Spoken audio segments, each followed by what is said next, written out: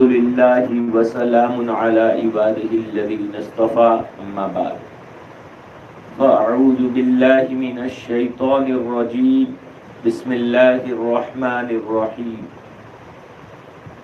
قد أفلح المؤمنون الذين هم في صلاتهم خاشعون صدق الله مولانا العظيم. درود شریف پڑھ لیجیے. اللہم صلی اللہ علیہ وسلم.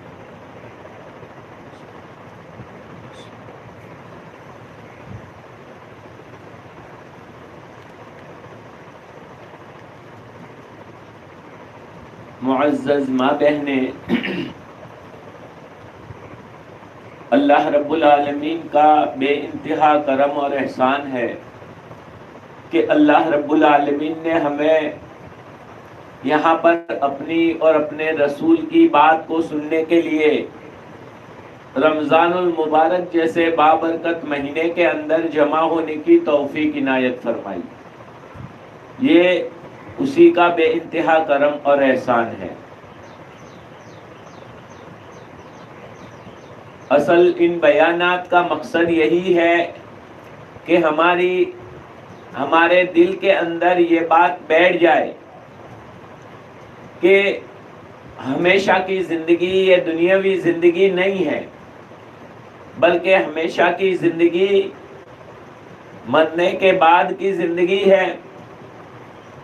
مرنے کے بعد جب دوبارہ زندہ کیا جائے گا، حساب کتاب ہوگا، اور اس وقت جنت جہنم کا فیصلہ ہوگا، اور اس کے بعد کی زندگی یہ ہمیشہ کی زندگی ہے.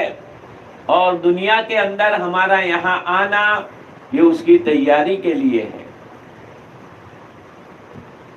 اور اللہ رب العالمین کو راضی کرنے کے لیے ہے. اللہ رب العالمین کی عبادت کے لیے ہم یہاں دنیا میں بھیجے گئے ہیں. اور عبادت کے اندر سب سے بڑی عبادت جس کا ایمان کے بعد مقام ہے وہ نماز کی عبادت ہے. نماز کی عبادت ایسی عبادت ہے کہ جس کے بارے میں اللہ تبارک و تعالی قرآن کریم میں فرماتے ہیں کہ ان الصلاۃ تنہی عن الفحشاء والمنکر، کہ یقیناً نماز بے حیائی اور بری باتوں سے روک دیتی ہے. جو بندہ یا بندی پانچوں وقت کی نماز اہتمام کے ساتھ پڑھے گا یا پڑھے گی تو وہ برے کاموں سے، بے حیائی کے کاموں سے، اللہ تعالیٰ کو ناپسند کاموں سے بچ جائے گا، یعنی گویا وہ سدھر جائے گا. کہتے ہیں نا بس اب سدھر جانا ہے. تو اگر کوئی سدھرنا چاہتا ہو، اگر اپنے مولا سے تعلق حاصل کرنا چاہتا ہو، اگر کوئی شخص، کوئی بندہ یا بندی اللہ تبارک و تعالیٰ سے اپنا تعلق جوڑنا چاہتے ہو، سدھرنا چاہتے ہیں، اپنی آخرت کی ہمیشہ کی زندگی کو بنانا چاہتے ہیں، تو اس کے لیے نماز کو صحیح بنا لے، نماز کو صحیح ڈھنگ سے ادا کرنے والے بن جائے.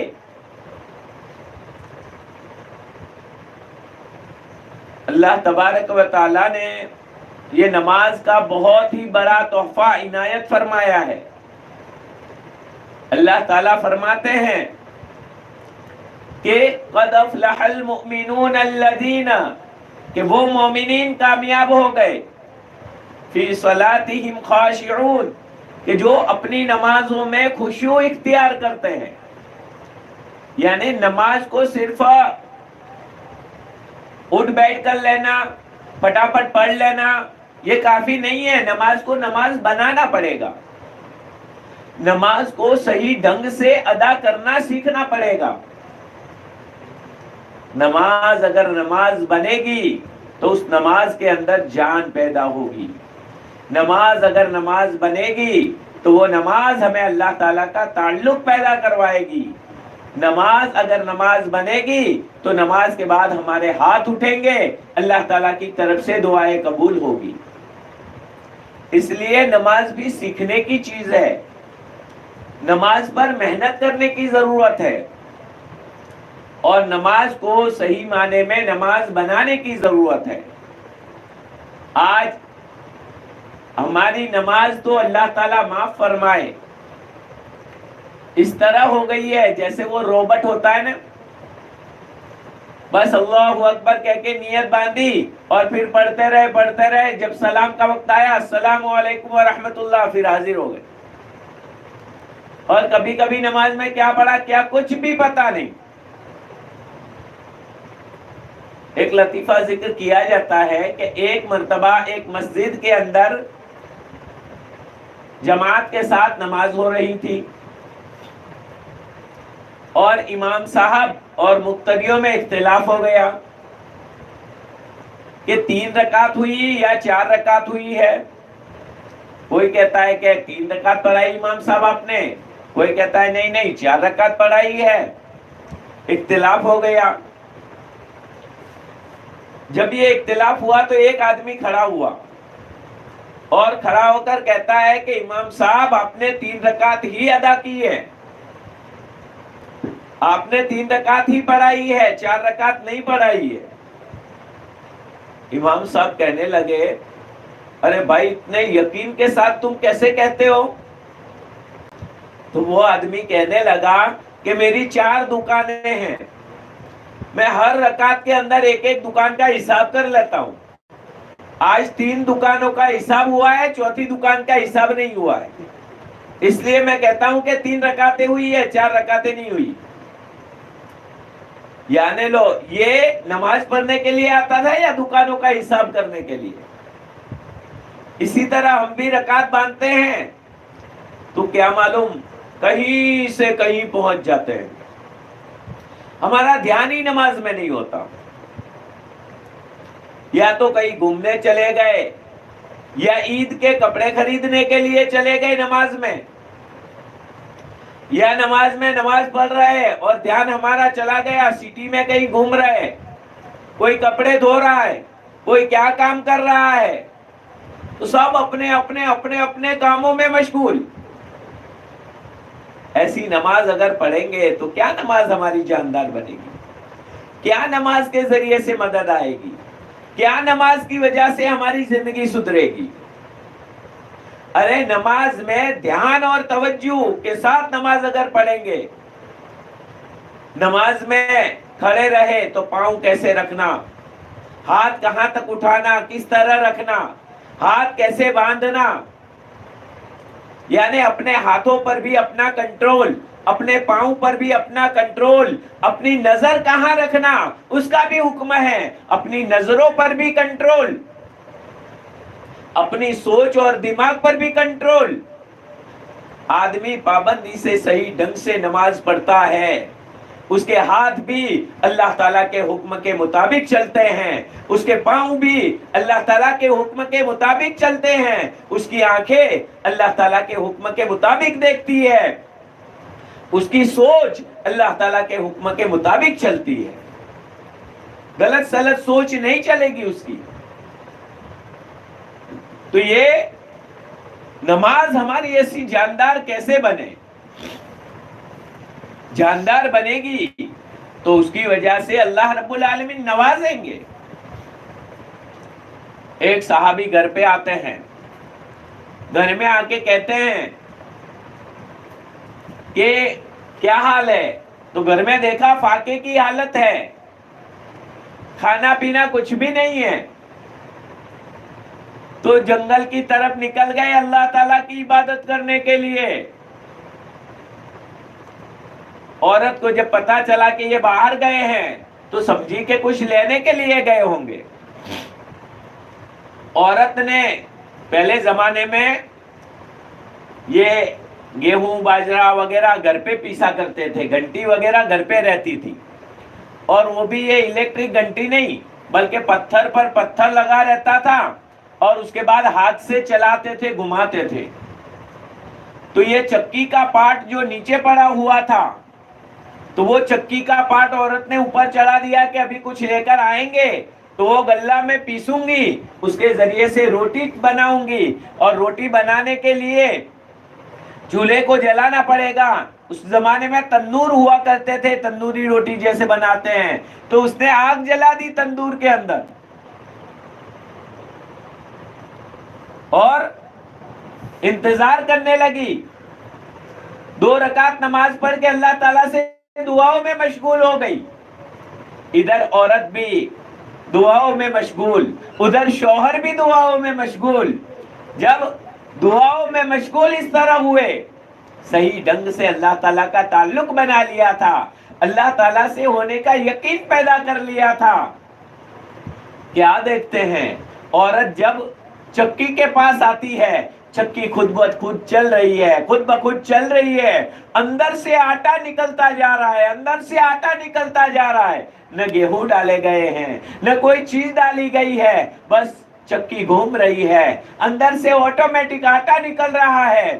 آٹا بوروں میں بھرتے گئے اور تنور کے پاس گئے تو وہاں سے روٹیاں نکل رہی ہے. تو دیکھا یہ غیبی اعتبار سے روٹیاں آ رہی ہے، یہ غیبی اعتبار سے آٹا آ رہا ہے. پھر جب بہت زیادہ آٹا جمع ہو گیا، عورت نے ہاتھ سے تنور کو بجھا دیا اور عورت نے چکی کا پاٹ اٹھا لیا. جب اللہ کے نبی صلی اللہ علیہ وسلم کے سامنے یہ بات گئی، اللہ کے رسول صلی اللہ علیہ وسلم نے فرمایا کہ اگر چکی کا پاٹ تم نہ اٹھاتے تو قیامت تک اس میں سے آٹا نکلتا ہی جاتا. یہ اللہ تعالیٰ کی مدد ہے. اللہ رب العالمین کی مدد ایسی ہوا کرتی ہے، جب میرا مولا مدد کرنے پر آ جائے، غیبی نظام ہے اس کا، ایسی مدد فرماتا ہے انسان کو وہم و گمان میں نہیں ہوتا. غیبی مدد آتی ہے اور ایسی غیبی مدد آتی ہے سوچ بھی نہیں سکتا. لیکن اس کے لیے ہمیں نماز کو نماز بنانا پڑے گا. ہمارا تو مزاج یہ ہو گیا ہے کہ کرنا کچھ نہیں اور مل جاوے سب کچھ. تھوڑی دیر دعا مانگ لی، ہماری دعا قبول کیوں نہیں ہوئی؟ ارے پہلے نماز کو صحیح بناؤ، صحیح ڈھنگ سے اللہ تعالیٰ سے مانگنا سیکھو، اللہ تعالیٰ سے دل لگاؤ، تب جا کر اللہ تبارک و تعالیٰ عنایت فرمائیں گے، اللہ تبارک و تعالیٰ عطا فرمائیں گے. اس لیے آج سوچا میں نے کہ نماز میں دھیان کیسے رہے، اور نماز میں دھیان رکھنے کے لیے نماز میں جو کچھ پڑھا جاتا ہے اس کے معنی کی طرف ہماری توجہ رہنی چاہیے. آپ کہو گے کہ اندر پڑھا جاتا ہے وہ تو سب عربی ہے، تو کیسے ہمیں پتا چلے، کیسے ہمارا دھیان رہے؟ تو دیکھیے عربی میں بعض چھوٹے چھوٹے جملے، اللہ اکبر، سبحان ربی العظیم، سبحان ربی الاعلی، سمیع اللہ لمن حمیدہ، ربنا لک الحمد، یہ سب جو چھوٹے چھوٹے جملے ہیں ان کا تو ترجمہ آرام سے یاد کر سکتے ہیں. انگریزی ہماری زبان نہیں ہے، لیکن پھر بھی گڈ مارننگ، گڈ آفٹرنون وغیرہ کئی الفاظ، سٹ ڈاؤن، تو یہ الفاظ کے معنی یاد ہو گئے ہمیں. تو تھوڑی سی مشق کریں گے تو ہمیں نماز میں جو پڑھا جاتا ہے اس کے معانی بھی یاد ہو جائیں گے. سب سے پہلے نیت کر کے جب کھڑے ہوتے ہیں تو ہم پڑھتے ہیں اللہ اکبر. بعض لوگ ترجمہ کرتے ہیں اللہ بڑا ہے، غلط ترجمہ ہے. اللہ بڑا نہیں، اللہ وہ تو ہے ہی. اکبر کے معنی سب سے بڑا، اللہ سب سے بڑا ہے. جب دل میں بسا لے کہ میرا اللہ جس کے سامنے میں نماز پڑھنے کے لیے کھڑی ہوئی ہوں، جس مولا کے سامنے میں کھڑی ہوں، جس مولا نے مجھے اپنے سامنے کھڑے ہونے کی توفیق دی ہے، میں جس مولا کے لیے نماز پڑھ رہی ہوں وہ سب سے بڑا ہے، اس سے بڑا کوئی نہیں ہے، وہ سب کچھ کرنے والا ہے، سب کچھ دینے والا ہے، سب چیزوں پر قادر ہے۔ اللہ اکبر، اللہ اکبر سب سے بڑا، اللہ اکبر، اللہ سب سے بڑا ہے۔ اب لو آسانی سے یاد ہو جائے گا۔ اب بس جب بھی نماز میں کھڑے ہو نیت باندھے اللہ اکبر تو سوچے اللہ سب سے بڑا ہے، یعنی سب سے بڑی ذات، سب سے بڑے بادشاہ، سب سے بڑے کے سامنے میں کھڑا ہو گیا ہوں، میں کھڑی ہو گئی ہوں۔ جب وہ سب سے بڑا تو اب ہمیں کسی چیز کی فکر کی کہاں ضرورت ہے، کہاں پریشانی کی ضرورت ہے۔ اس کے بعد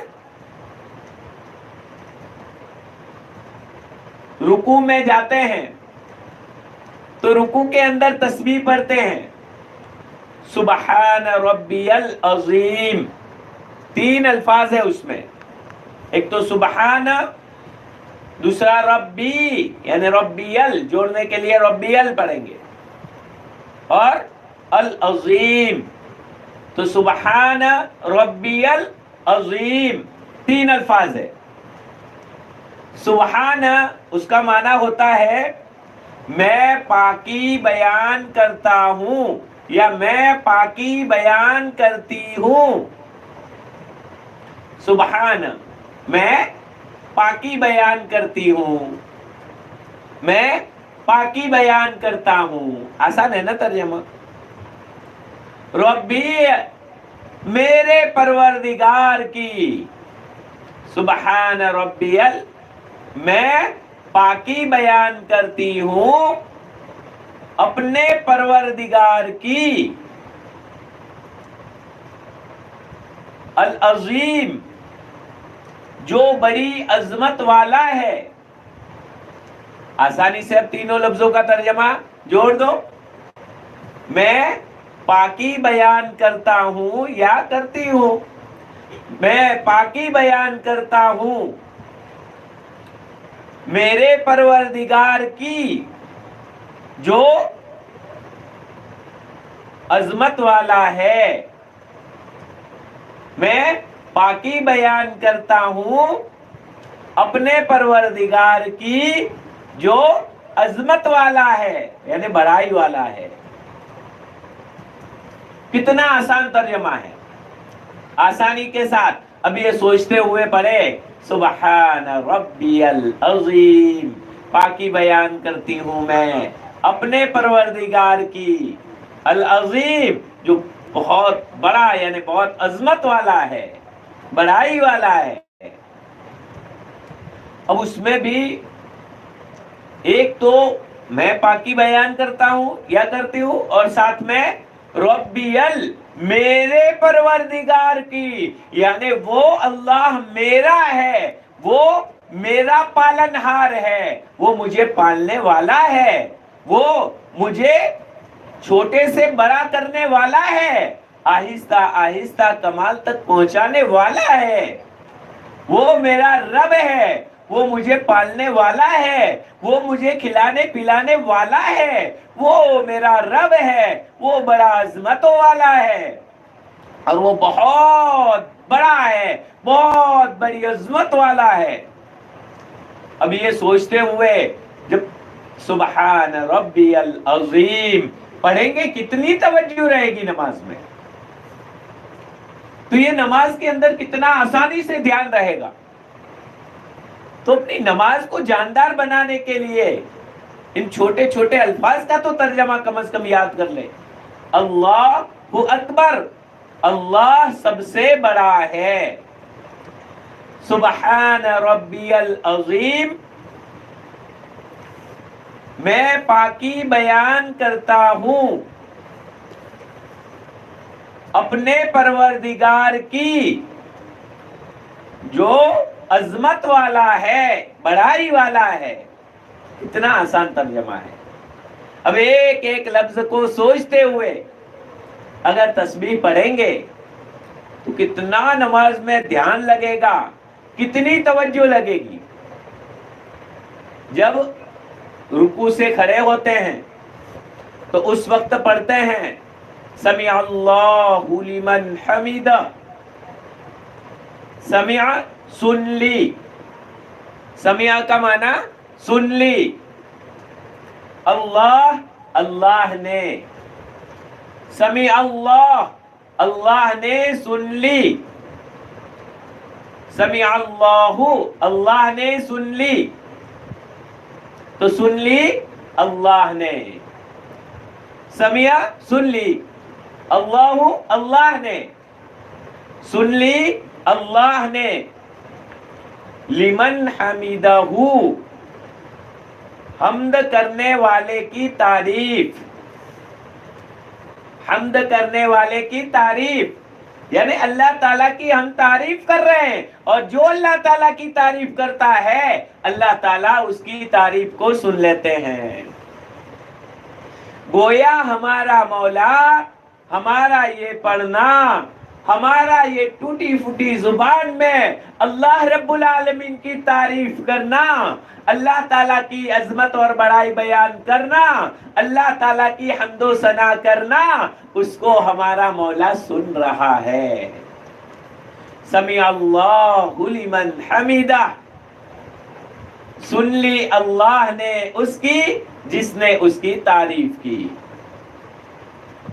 سن لی اللہ نے اس کی جس نے اس کی تعریف کی۔ آسانی کے ساتھ یاد ہو جائے گا۔ سمع سن لی، اللہ اللہ نے سن لی، لمن حمیدہ اس کی جس نے اس کی تعریف کی۔ کتنا آسان ہے، تو یہ آسانی کے ساتھ دماغ میں بیٹھ جائے گا۔ سمع اللہ لمن حمیدہ، اللہ نے سن لی اس کی جس نے اس کی تعریف کی۔ اور اس کے بعد پھر ہم پڑھیں گے ربنا لک الحمد، رکوع سے کھڑے ہونے کے بعد سکون سے سمع اللہ لمن حمیدہ کہہ کے کھڑے ہوں گے، اور اس کے بعد پھر ربنا لک الحمد یہ پڑھیں گے۔ ربنا، اے ہمارے پروردگار، اے ہمارے پالنے والے، اے ہمیں چھوٹے سے بڑا کرنے والے، اے ہمیں کھلانے پلانے والے، اے ہماری پرورش کرنے والے، تو ربنا، اے ہمیں پالنے والے، ہماری پرورش کرنے والے، اے ہمارے پالنے والے۔ کتنا پیارا جملہ ہے۔ لک الحمد، لک آپ ہی کے لیے، حمد کے معنی تمام تعریفیں، تو لک الحمد تمام تعریفیں آپ ہی کے لیے ہے۔ اے ہمارے پالنے والے رب، آپ ہی کے لیے ہے تمام تعریفیں۔ ربنا، اے ہمارے پالنے والے رب، لکل آپ ہی کے لیے ہے، حمد الحمد تمام تعریفیں۔ ربنا لک الحمد، اے ہمارے پالنے والے رب، آپ ہی کے لیے ہے تمام تعریفیں۔ اگر ایسا سوچتے ہوئے کوئی بندہ یا بندی نماز پڑھیں گے، ترجمہ کو دھیان سے سوچتے رہیں گے، تو کیا بازاروں میں بھٹکتے جائیں گے؟ کیا ادھر ادھر ہمارا دھیان جائے گا؟ کیا ہم کہیں اور چلے جائیں گے؟ نہیں نہیں، نماز کے اندر ہمارا دل لگے گا، نماز کے اندر ہمارا دھیان لگے گا، نماز کے اندر ہماری توجہ لگے گی، ہماری نماز بنے گی، ہماری نماز جاندار بنے گی۔ پھر نماز کے بعد جب بھی دعا مانگیں گے، جب بھی اللہ تعالیٰ کے سامنے ہاتھ اٹھائیں گے، فوراً اللہ تعالیٰ کی طرف سے قبولیت ہوگی، اللہ تعالیٰ قبول فرما دیں گے، اللہ تعالیٰ غیبی مدد نصیب فرمائیں گے۔ فاستعینوا بالصبر والصلاۃ، تم نماز اور صبر کے ذریعے سے اللہ تعالیٰ کی مدد طلب کرو. تو یہ مدد کیسے ملے گی؟ مدد اسی وقت اللہ تعالیٰ کی حاصل ہوگی، مدد اسی وقت ملے گی جبکہ ہم نماز کو نماز بنائیں گے. نماز کے ذریعے سے یہ صحابی کی چکی چلنے لگی، تندور سے روٹیاں نکلنے لگی، بغیر کسی چیز کے سب کچھ ملنے لگا. ایک اللہ والے تھے، تو گھر سے بیوی نے کہا کہ گھر میں کھانے کے لیے کچھ بھی نہیں ہے، جاؤ. یہ اللہ والوں کی حکایت نامی کتاب میں نے یہ واقعہ پڑھا. تو کہا کہ جاؤ کچھ لے کے آؤ بازار سے، یا محنت مزدوری کر کے کچھ کما کر لے کر آؤ. بیچارے اللہ والے گئے کہ بھائی کوئی مجھے کام پر رکھ لو، کام پر رکھ لو، مزدوری مل جائے. مزدوری نہیں ملی. آخر میں اللہ والوں کا ٹھکانہ کہاں ہوتا ہے؟ مسجد میں. مسجد میں چلے گئے، اللہ تعالیٰ کی عبادت کرتے رہے پورے دن. شام کو جب مزدوروں کے چھوٹنے کا وقت ہوا تو یہ بھی گھر پہ آئے. بیوی نے کہا کہ کچھ لائے کہ نہیں؟ تو کہا کہ ہاں مزدوری کر کے آ رہا ہوں، ہمارا مالک بہت بڑا ہے، وہ ساتھ میں دے گا. تو کہا کہ ٹھیک ہے چلو کوئی بات نہیں، آج کے دن چلا لیتے ہیں. جب دوسرا دن آیا تو دوسرے دن وہ گئے، در بدر گھومے، لوگوں سے کہا کہ بھائی مجھے کام پہ رکھ لو، مجھے کچھ مزدوری دے دو. لیکن کہا کہ یہ کیا کام کریں گے، کسی نے کام نہیں دیا. پھر دوبارہ مسجد میں چلے گئے، پورے دن اللہ تعالیٰ کی عبادت کی، نماز پڑھی، اللہ تعالیٰ سے مدد طلب کرتے رہے. واپس آئے، بیوی نے کہا کہ کیا ہوا؟ کہا کہ ہمارا مالک تو بہت بڑا ہے، وہ ساتھ میں دے گا. اب گھر میں کھانے پینے کے لیے کچھ بھی نہیں، بچے بھی بھوکے، بیوی بھی بھوکی، اور شوہر اس طرح بات کر رہا ہے. بیوی نے، حالانکہ شوہر کی بات کوئی غلط نہیں تھی، اللہ تعالیٰ بہت بڑا ہے اور اسی کی مزدوری کر کے آیا تھا. لیکن عورت کی ذاتی عورت ہوتی ہے. عورت نے تیسرا دن جب ہوا تو ایک تھیلی ہاتھ میں تھما دی، پکڑ، اور کہا کہ کچھ لے کے آنا یا پھر وہیں مر جانا، گھر مت آنا منہ دکھانے کے لیے. عورت کا پھر تیور عجیب ہوتا ہے، وہ تو ماں بہنوں کو سمجھانے کی ضرورت نہیں ہے، خود جانتی ہے کہ جب پارا گرم ہوتا ہے تو کیا حالت ہوتی ہے. بیچارہ شوہر بھی کیا کرے، حالانکہ شوہر کی عظمت کا حکم دیا ہے. شوہر کی عظمت کرنا، عزت کرنا، محبت کے ساتھ رہنا، شوہر کی رضامندی میں عورت کے لیے جنت ہے. لیکن عورت سب کچھ بھول جاتی ہے نا. اور یہ تو وقت بھی ایسا جب 3 دن سے فاقے ہو، گھر میں کچھ کھانا نہ ہو، بچے بھی رو رہے ہو، تو دماغ جائے گا ہی. تو کہا لو وہیں مر جانا یا کچھ لے کے آنا. بزرگ اللہ والوں نے تھیلی لی اور تھیلی لے کر چلے جا رہے تھے، اور کہا کہ آج تو کہیں نہیں جانا ہے، سیدھا مسجد جانے دو. مسجد میں چلے گئے. مسجد میں جا کر پورے دن اللہ تعالیٰ کی عبادت کی. اے مولا تیرے پاس ہی آیا ہوں، اے مولا تو ہی کچھ راستہ نکال دے، تو ہی کھانا پینا دے دے، تو ہی روزی کا مالک ہے، تو ہی روزی دے دے مجھے. جب شام ہوئی تو واپس گھر پہ آنے لگے تو کہا کہ گھر میں تو گھسنے نہیں دے گی عورت، کروں تو کیا کروں. تو مسجد کے قریب میں کچھ پتھر وغیرہ، اینٹیں وغیرہ کے ٹکڑے پڑے ہوئے تھے، وہ تھیلی میں بھر دیے. کہا کہ گھر میں جاؤں گا اور تھیلی میں کچھ وزن دیکھے گی تو کم از کم پانی بانی تو پلائے گی، اور پانی بانی پی کر پھر میں گھر سے باہر نکل جاؤں گا. لیکن اتنی دیر کے لیے تو مجھے پانی بانی پینے کے لیے تو گھر میں ملے گا.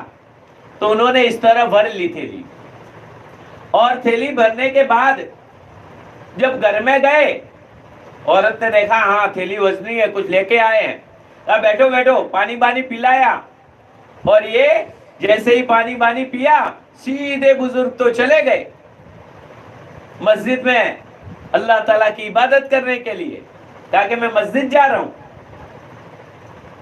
اتنی دیر میں کچھ مدت کے بعد ان کا لڑکا آیا تو کہا کہ ابا جان امی بلا رہی ہے۔ کہا کہ کیوں بیٹا، کیوں بلا رہی ہے؟ کہا کہ کھانے کے لیے۔ بزرگ سوچنے لگے ارے کیا کھانے کے لیے؟ جوتے کھانے کے لیے، جوتا لے کے وہ تیار ہوگی۔ دل ہی دل میں سوچنے لگے، کہا کہ کیا کھانے کے لیے بیٹا؟ تو کہا کہ آپ جو لے کر آئے ہو وہ کھانے کے لیے۔ تو کہا کہ کیا لے کے آیا؟ وہ سوچ رہے ہیں ارے کہ بہت اچھے اچھے پکوان بنے ہیں گھر پہ، آج تو ہمارے گھر پہ بہت اچھے اچھے پکوان بنے ہیں، آپ چلیے گھر پہ کھانے کے لیے، بیوی بلا رہی ہے۔ بزرگ ڈرتے ڈرتے گھر پہ گئے کہ یا تو وہی پتھر اور کنکر میرے منہ پہ آئیں گے یا جوتے آئیں گے۔ ڈرتے ہوئے جب گھر کے اندر داخل ہوتے ہیں، گھر میں دیکھتے ہیں دسترخوان سجا ہوا ہے، طرح طرح کے کھانے اندر پکے ہوئے ہیں۔ پوچھا یہ کہاں سے آیا؟ کہا کہ آپ ہی تو سونا چاندی تھیلی میں بھر کے لے آئے تھے۔ اللہ رب العالمین نے ان پتھر اور اینٹوں کو سونے چاندی کا بنا دیا، جس کی وجہ سے یہ عورت نے سارا خرید کر کھانا پینا اچھی طرح بنا دیا اور بچے اور سب مل کر کھا رہے تھے۔ تو اللہ رب العالمین کی مدد ایسے غیبی آتی ہے، لیکن سچا یقین ہونا چاہیے۔ سچے یقین کے ساتھ اللہ تعالیٰ سے مانگنے والے بنے، اپنی نماز کو جاندار بنائے۔ خیر یہ نماز کے بارے میں کچھ اذکار بتلائے، انشاءاللہ باقی کے اذکار آئندہ کل ترجمہ بتلائیں گے، تاکہ نماز کی وجہ سے ہم اللہ تعالیٰ سے تعلق پیدا کرنے والے بن جائے، اللہ تعالیٰ سے لینے والے بن جائے، اور ہماری نماز بن جائے، ہماری نماز کے اندر توجہ اور دھیان رہے، دھیان والی نماز بن جائے۔ اس لیے ان چیزوں کا ہونا بہت زیادہ ضروری ہے۔ اس لیے میں نے سوچا کہ یہ آسان اذکار، اور یہ ترجمہ بھی آسان کر کے مفتی اعظم صاحب دامت برکاتہم نے چھوٹے سے کتابچے نماز کا آسان ترجمہ، اس کے اندر یہ آسان کر کے ایک لفظ کا الگ الگ ترجمہ لکھا ہے۔ خانقاہ میں بھی اس کی تعلیم کی تھی اور بتلایا تھا کہ یہ چیز خاص طور پر سب کے سامنے آنی چاہیے۔ اس لیے اللہ رب العالمین سے دعا فرمائے، اللہ رب العالمین ہمیں صحیح سمجھ نصیب فرمائے، سچا پکا یقین نصیب فرمائے، اپنی نماز کو نماز بنانے کی توفیق نصیب فرمائے، اور نماز کے ذریعے سے اللہ سبحانہ و تعالیٰ اپنی مدد حاصل کرنے کی ہم سب کو توفیق عنایت فرمائے، اور ہماری نماز کو جاندار اور شاندار بنائے۔ وآخر الدعوانا الحمدللہ رب العالمین۔